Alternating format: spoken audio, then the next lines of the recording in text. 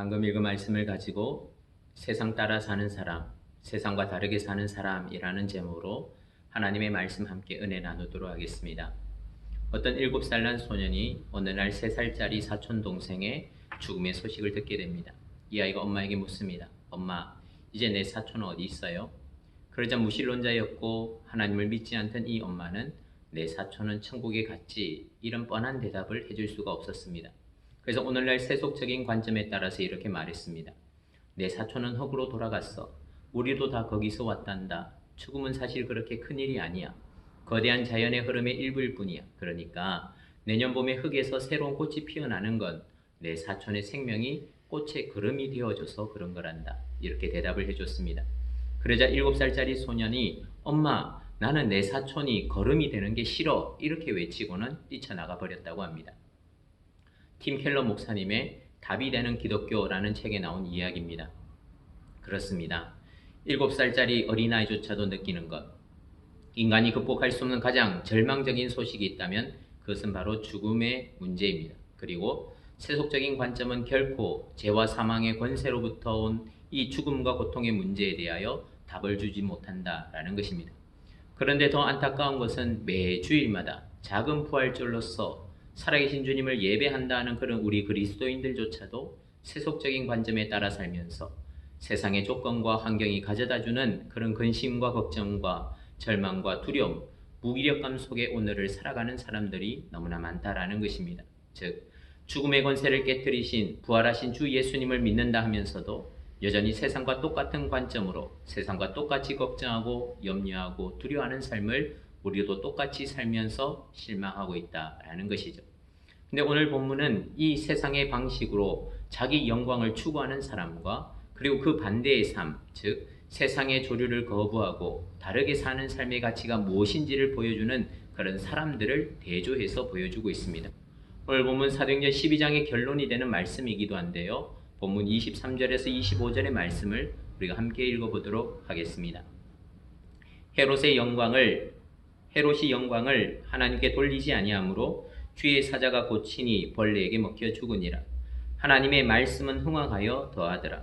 바나바와 사울이 부주하는 일을 마치고 마가라는 요한을 데리고 예루살렘에서 돌아오니라. 아멘. 뭐라고요? 그리스도인들을 박해하고 죽이기까지 한 헤롯, 높은 왕자에 앉아서 그의 권세가 영원할 것 같았던 헤롯이 벌레에 먹혀 갑자기 죽음을 맞이했다라는 것입니다. 그런데 하나님의 말씀, 그리고 그 말씀과 복음을 위하여 헌신한 자들은 흥황하여 더해졌다. 오늘 성경은 기록하고 있습니다. 다시 말해서 세상의 방식을 쫓아 떵떵거리며 살아가는 자들이 흥황하는 것 같지만 결코 그렇지 않다라는 거죠. 결론부에 다시 한 번 더 구체적으로 정리하여 말씀드리겠지만 오늘 본문은 명확한 의도를 가지고 초대교회를 박해했던 헤롯의 죽음과 당시 흉년으로 힘겨워하는 유대 지역의 형제들을 돕기 위하여 마련한 그런 부조를 전하여주고 위로하며 그리고 다시 안디옥으로 돌아가는 바나바와 바울 일행의 이야기를 병행하고 대조해서 들려주고 있습니다.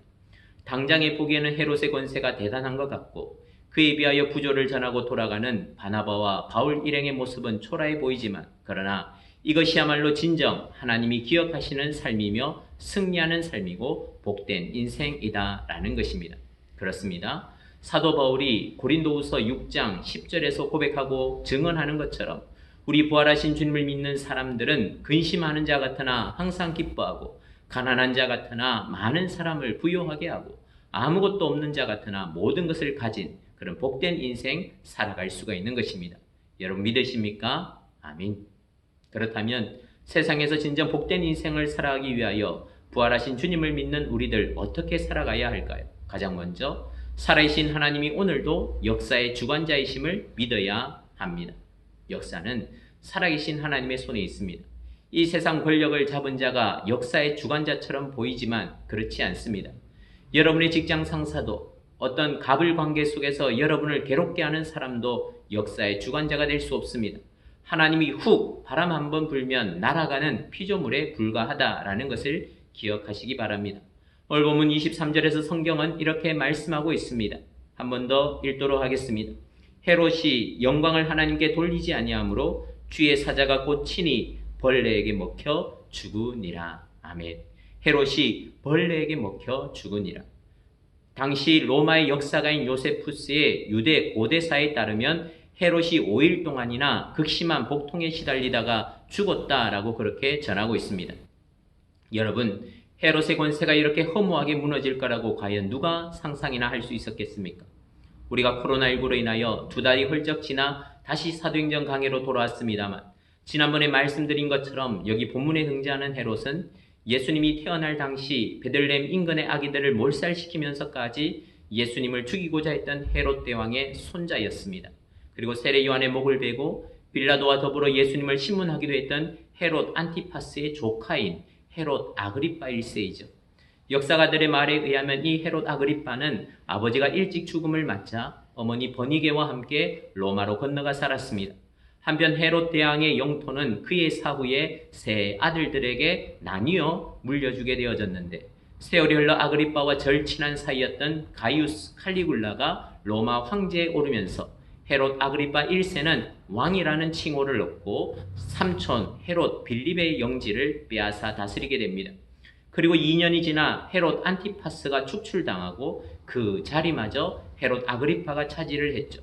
심지어 AD 41년에 칼리굴라 황제가 죽고 클라우디우스 황제가 즉위한 후에도 여전히 뛰어난 정치력으로 팔레스타인 전역을 차지하는 권력을 가지게 되었다라고 역사가들은 말합니다.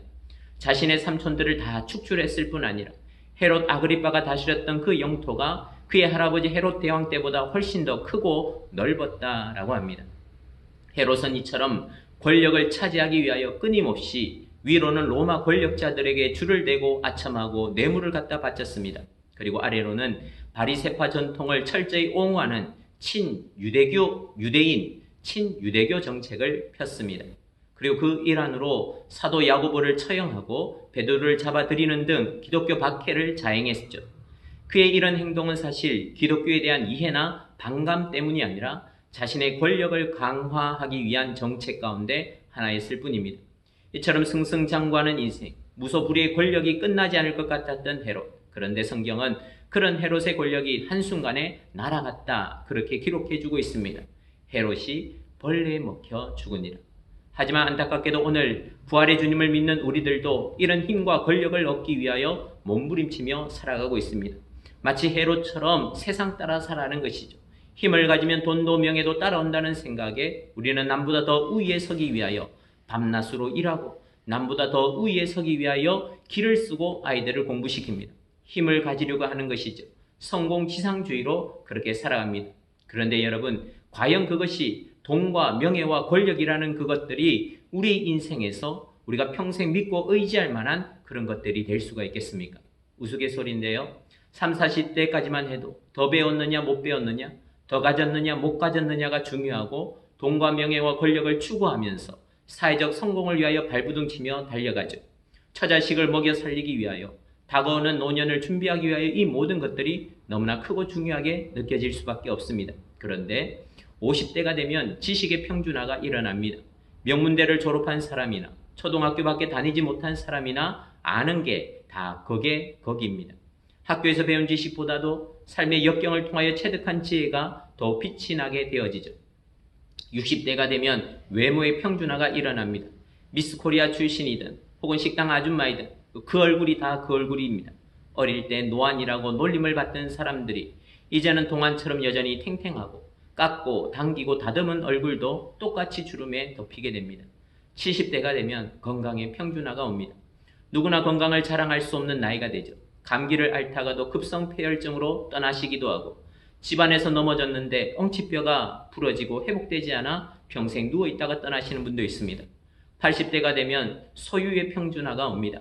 삼성의 고 이병철 회장이 그의 노년에 미음, 쌀죽만 먹고 지냈다, 이런 유명한 일화도 있습니다만 있는 사람이나 없는 사람이나 먹고 사는 게 별 차이가 없게 됩니다. 90대가 되면 생사의 평준화가 일어납니다. 모두 다 죽기 마련인데 더 산다고 해도 겨우 10년 차이죠. 그런데 이때는 10년 세월도 후딱 지나가 버립니다. 우스갯소리로 집에 누워있으나 산에 누워있으나 똑같다, 이런 말도 있습니다. 여러분, 이 우스갯소리가 무엇을 의미할까요?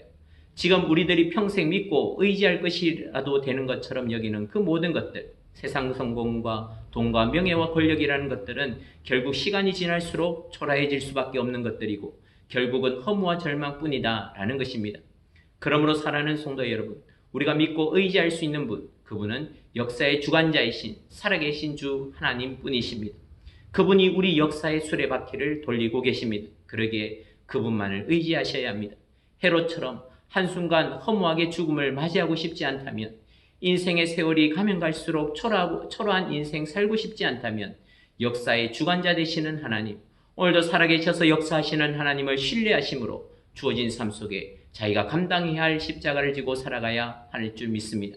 그것이 살아계신 주님을 믿는 사람, 이 세상에서 진정 복된 인생을 살아갈 수 있는 첫 번째 비결인 것입니다. 한 걸음 더 나아가 세상에서 진정 복된 인생을 살아가기 위하여 부활하신 주님을 믿는 우리들 어떻게 살아가야 할까요? 두 번째로 살아계신 하나님의 영광을 위하여 살아야 합니다. 여러분, 하나님이 역사의 주관자이심을 믿으십니까? 정말 믿으십니까? 그런데 왜 우리는 늘 불평하고 원망하는 것일까요? 우리 입술에서 불평과 원망이 떠나지 않고 하나님 왜 이러세요?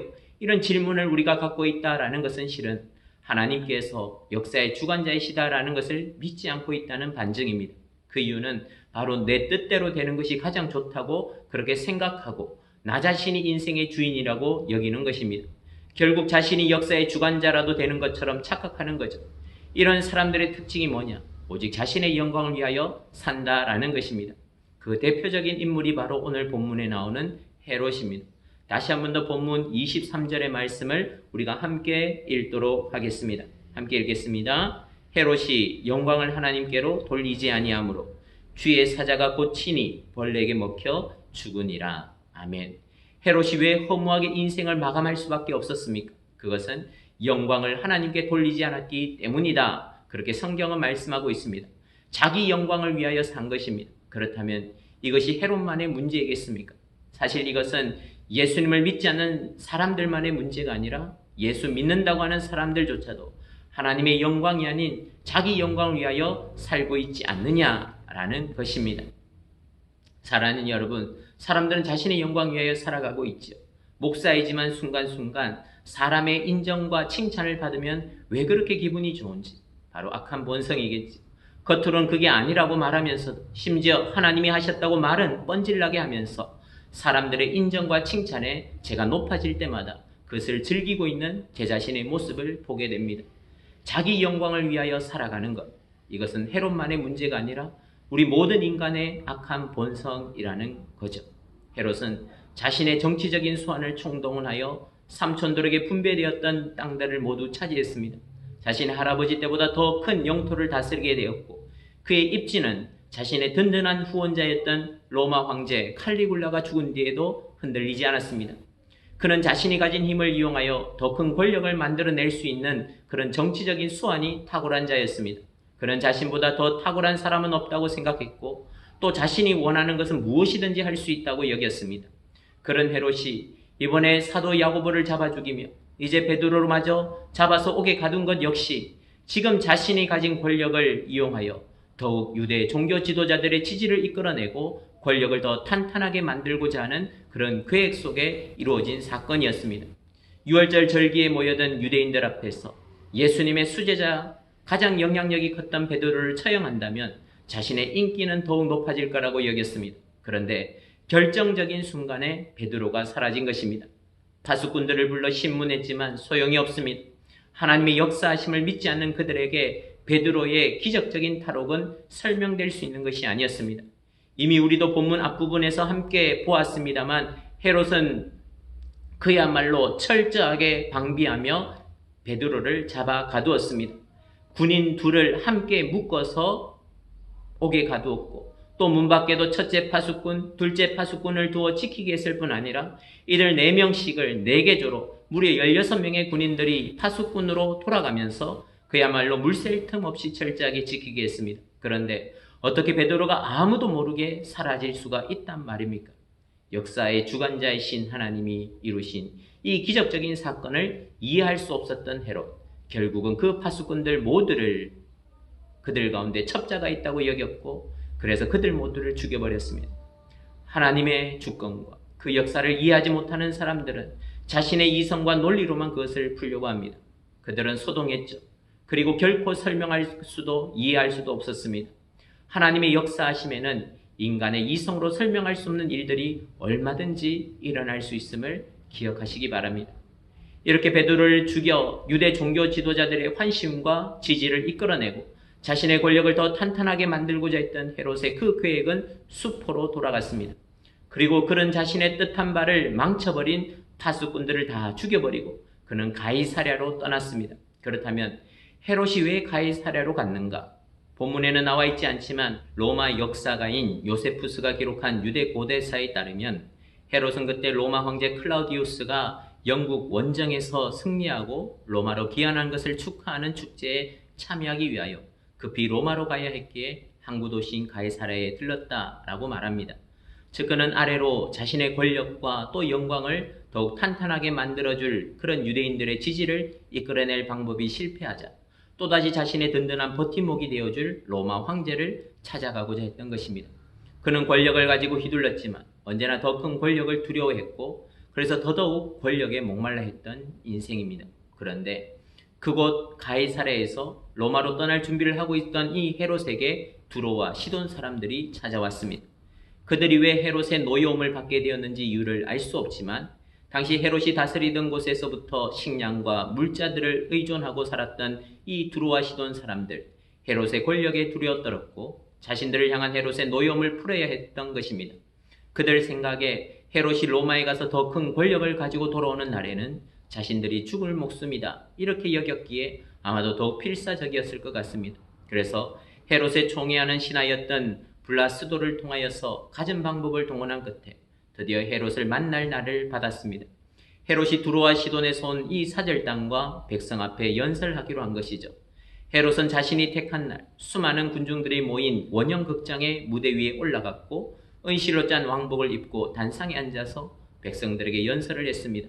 자신의 노염을 풀기 위해 머리를 조아리고 있는 두로와 시돈 사람들이 눈에 들어왔습니다. 예루살렘에서의 일로 상했던 기분이 치유되는 것 같습니다. 자신의 영광이 더욱 멋지게 드러나는 것 같죠. 그리고 그때 그렇게 한껏 교만해질 대로 교만해진 그 헤롯을 더욱 자극하며 아부하는 백성들의 소리가 들려옵니다. 오늘 본문 22절 말씀이죠. 우리 22절 말씀을 함께 읽겠습니다. 백성들이 크게 부르되 이것은 신의 소리요 사람의 소리가 아니라. 헤롯은 날아갈 것 같았을 것입니다. 그 순간만큼은 황제를 위하여 지어 바쳤던 황제의 도시 가이사랴에서 로마 황제보다 자신이 더 빛나는 것처럼 보였기 때문입니다. 그는 스스로 하나님이 된 것입니다. 그러나 바로 그때 그의 영광이 극에 달하는 그 순간에 그는 벌레에 먹혀 죽었다. 그렇게 오늘 성경은 기록하고 있습니다. 사랑하는 성도 여러분, 하나님의 역사하심을 볼 줄 아는 눈을 가지는 것이 왜 중요할까요? 우리가 이렇게 살 수 있는 것, 나의 나된 것이 하나님의 은혜라고 고백할 수 있는 믿음의 눈이 왜 필요할까요? 그런 믿음의 눈이 없다면, 그런 바른 믿음의 고백이 없으면 하나님께 영광을 돌리는 인생이 아니라 자신의 영광 위하여 살다가 허무하게 죽어가는 그런 불쌍한 인생으로 끝나기 때문입니다. 그러므로 사랑하는 성도 여러분, 오늘 헤롯이 보여주고 있는 이 세상의 생리와 그 결말을 우리는 기억해야 합니다. 그런 자신이 가진 권력으로 또다시 더 큰 권력을 얻기 위하여 끊임없이 권력을 추구하는 자였습니다. 그는 자신의 정치적인 수완으로 삼촌들의 영토를 차지했던 자였기에 얼마든지 더 큰 권력을 가진 자가 자기를 무너뜨릴 수 있다는 두려움을 가졌습니다. 그래서 그는 끊임없이 권력을 추구합니다. 자기 영광을 추구하자. 아래로 유도의 종교 지도자들의 지지를 바랬고 속히 로마로 달려가서 로마 황제 클라우디우스의 환심을 사고자 했습니다. 권력 앞에 머리를 조아리는 두로와 시돈 사람들 앞에서 즐거워했고 그들의 아부 섞인 말들로 인해 자기 영광에 취해버렸습니다. 그러나 그 결말은 결국 헤롯이 벌레에 먹혀 죽으니라. 이것이 세상의 생리에 취하여 자기 영광에 도취된 자의 결말인 것입니다. 사랑하는 성도 여러분, 무가치한 우리 인생을 위하여 자기 생명을 아낌없이 내어주신 주님, 그러나 부활하셔서 오늘도 살아계신 주님을 여러분은 믿으십니까? 그렇다면 오직 살아계신 하나님의 영광을 위하여 살아가시기를 축원합니다. 작고 연약하지만 우리가 하나님의 영광을 위하여 살아갈 때 진정 복된 인생을 살게 되어질 줄 믿습니다. 마지막으로 세상에서 진정 복된 인생을 살아가기 위하여서 부활하신 주님을 믿는 우리들 어떻게 살아가야 할까요? 그 세 번째 비결은 하나님이 주신 사명을 위하여 살아야 합니다.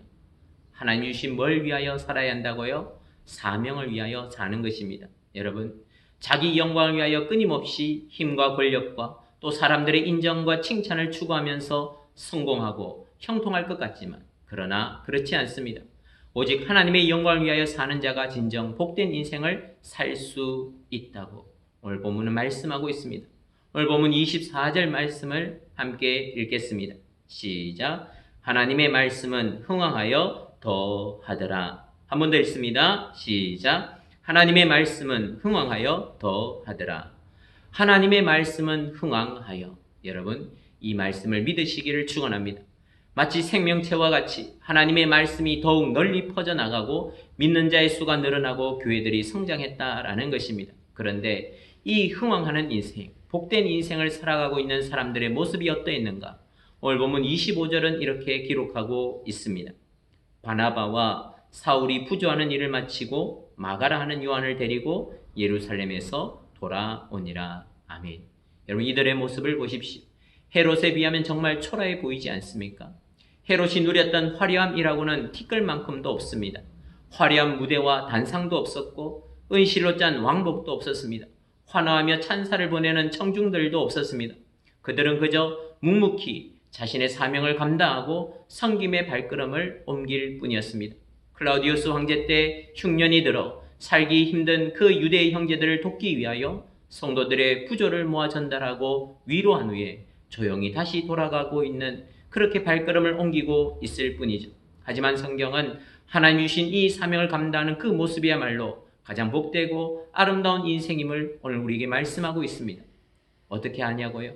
그것을 이해하기 위해서 우리는 이 구절에 대한 배경을 바르게 이해해야 합니다. 여러분, 이 오늘 본문의 말씀은 연대기적으로나 문맥적으로나 사실은 잘 맞지가 않습니다. 먼저 문맥을 살펴보시면 본문 25절은 사도행전 11장 29절 30절 그 다음에 와야 잘 이어지는 말씀입니다. 11장 29절 30절 말씀을 읽어드리도록 하겠습니다. 제자들이 각각 그 힘대로 유대에 사는 형제들에게 부조를 보내기로 작정하고 이를 실행하여 바나바와 사울의 손으로 장로들에게 보내니라. 아멘. 11장 30절에서 안디옥 교회가 흉년으로 힘겨워하는 유대에 사는 형제들을 위하여 부조를 바나바와 사울의 편에 보냈습니다. 그런데 이어지는 12장 1절부터 보시면 바나바와 바울의 이야기는 갑자기 사라져버리고 헤롯의 박해와 베드로의 옥에 갇힌 일과 기적적인 구원 그리고 헤롯의 갑작스러운 죽음을 다 기록을 한 후에 다시 오늘 본문 마지막 25절에서야 그들이 돌아갔다 이렇게 기록하고 있습니다. 문맥적으로 보면 마치 헤롯의 죽음이 바나바와 바울이 예루살렘에 갔을 때 일어난 사건인 것처럼 보이도록 그렇게 배치하고 있죠. 그렇지만 서로 연결되지 않는 굉장히 부자연스러운 그런 문맥의 흐름입니다. 그리고 연대기적으로도 사실은 맞지 않습니다. 헤롯 아그리파 1세가 죽은 것은 AD 44년의 사건입니다.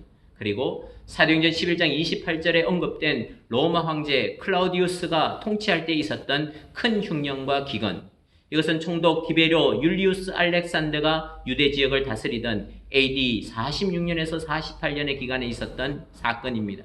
그리고 즉 연대기적으로 볼 때 헤롯의 죽음과 바나바 일행의 그 부조를 마치고 돌아가는 그 사건은 동시대에 일어난 사건이 아니다라는 거죠. 대흉년이 들기 전에 헤롯은 이미 벌레에 먹혀 죽었고 예루살렘과 유대 지역을 다스리던 권력자도 바뀐 상황이었습니다. 도리어 연대기적으로 헤롯의 죽음은 사도행전 11장에 안디옥 교회의 태동 기간에 다루어지는 것이 맞습니다. 그런데 그럼에도 불구하고 사도행전을 기록한 누가가 이 두 사건을 동시대의 사건인 것처럼 이 두 사건을 함께 다룬 데에는 명백하고도 중요한 의도가 있다라는 것입니다. 그렇다면 그 의도가 무엇일까요? 헤롯의 일생과 바나바와 바울의 삶을 대조하기 위함이었습니다. 다시 말해서 하나님의 영광을 위하여 살아가는 인생과 자기 영광을 위하여 살아가는 인생의 결론을 보여주기 위하여 성령께서 감동을 주셔서 이렇게 기록하게 하신 것이죠. 바나바와 바울 일행이 초라해 보이는 그 모습, 누군가를 돕기 위하여 먼 거리를 여행하고 돌아가는 그 고단한 모습, 그 누구도 관심 갖지 않고 누구도 박수 쳐주지 않는 그 모습. 하지만 성실하게 그 사명을 감당하는 모습이야말로 말씀과 함께 흥하는 진정 복된 인생임을 오늘 성경은 말씀하고 있는 것입니다. 사랑하는 성도 여러분, 우리 하나님은 역사의 주관자이십니다. 그리고 자기 십자가를 지고 나를 따르라 말씀하신 그 주님은 우리 위하여 십자가에서 죽기만 하신 분이 결코 아니십니다. 그는 부활하셨고 오늘도 살아서 역사하시는 하나님, 우리 가운데 임재하셔서 친히 우리와 동행하시는 하나님이십니다. 그러기에 이 세상은 자신이 주인 되어 자신의 영광 위하여 끊임없이 세상 권세와 부귀와 영화를 추구하는 삶이 노력하고 심은 대로 흥할 것처럼 말하지만 그 역사의 결말은 허무와 절망뿐인 인생임을 기억해야 합니다. 그러나 세상에서 오늘 당장 눈에 보이는 우리의 현실이라는 것이 어렵고 자기 십자가를 지고 주를 따르는 삶, 사명 감당하는 삶이라는 것이 힘에 겹고 어려울지라도 그러나 그 삶이 진정 복된 인생, 복된 삶이라는 것이죠. 그 이유가 무엇입니까? 주님은 부활하셨고 여전히 살아계셔서 이 역사의 주관자로서 오늘 우리 인생과 동행하시고 인도하시기 때문입니다. 그 부활하신 주님을 만나시고 세상과 다른 믿음의 삶을 힘있게 걸어가시는 그런 저와 여러분 되시기를 주님의 이름으로 축원합니다. 사랑하는 성도 여러분, 주님이 살아계셔서 오늘 우리와 동행하심을 믿는다면 더 이상 죄와 사망의 권세 아래에서 무의미하고 목적 없는 삶, 쓸데없이 불안하고 초조하며 허무한 몸부림의 연속이 아니라 참된 기쁨과 평강과 진정 복된 삶을 살아갈 수 있음을 오늘 본문은 분명히 증언하고 있습니다.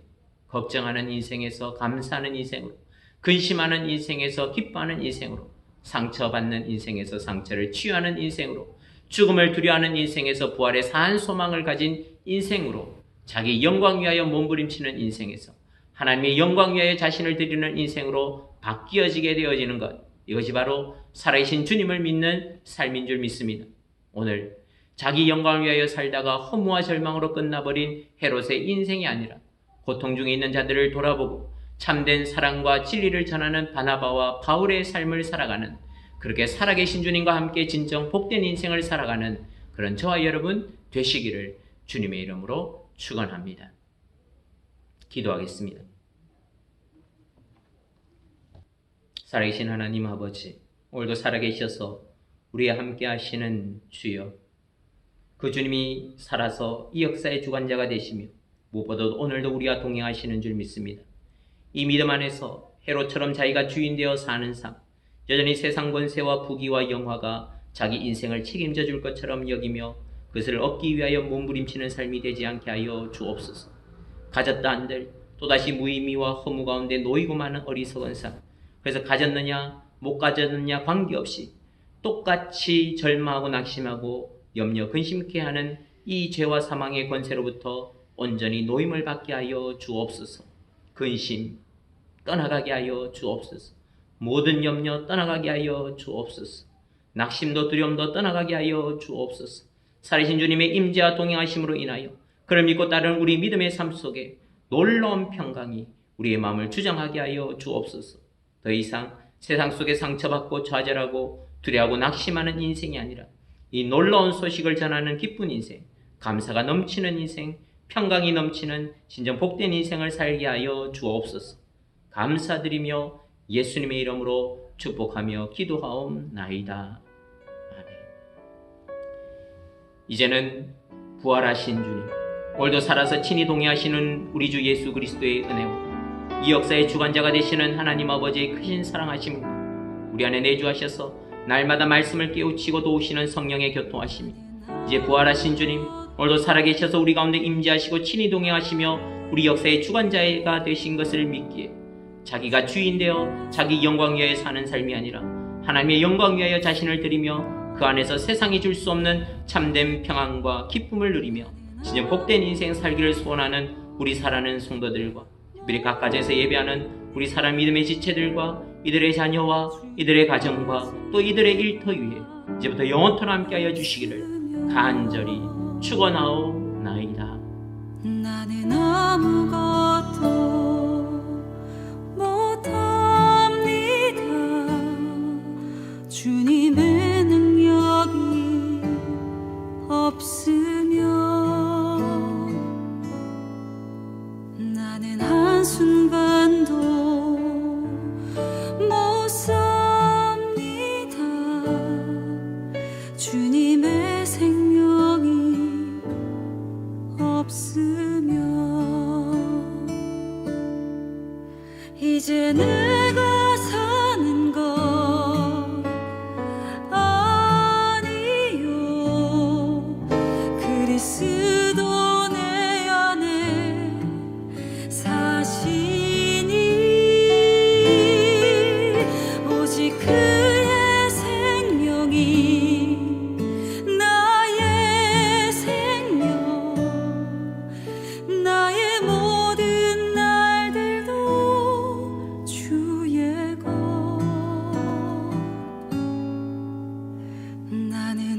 오직 한 분 바랍니다.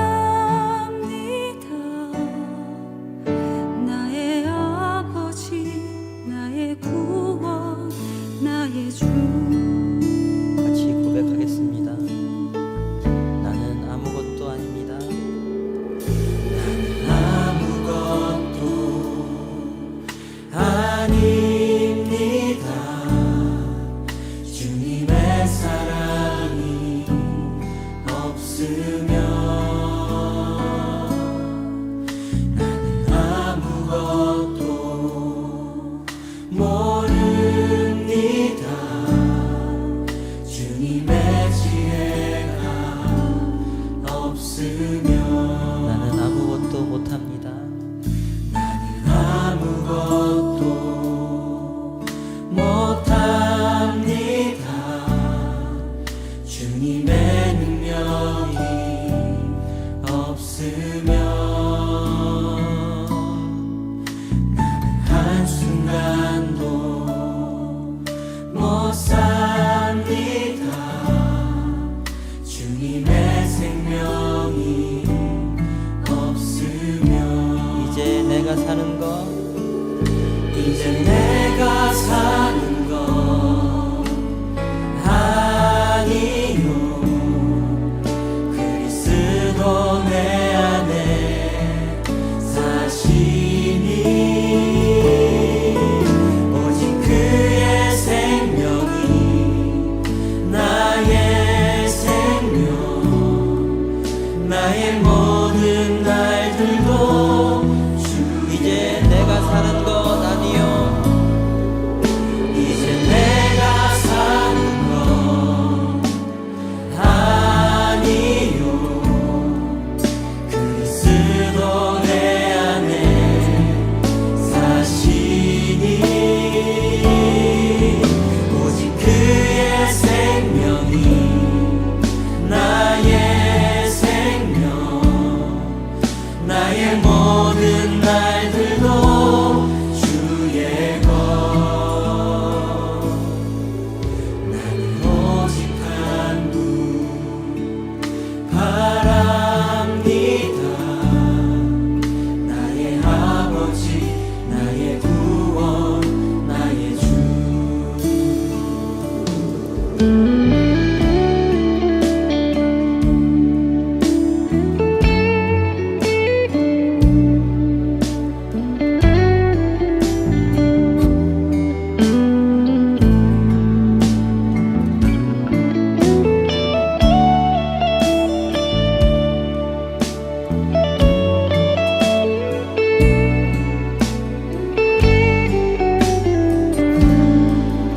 같이 고백하겠습니다. 이제 내가 사는 것 아니요. 이제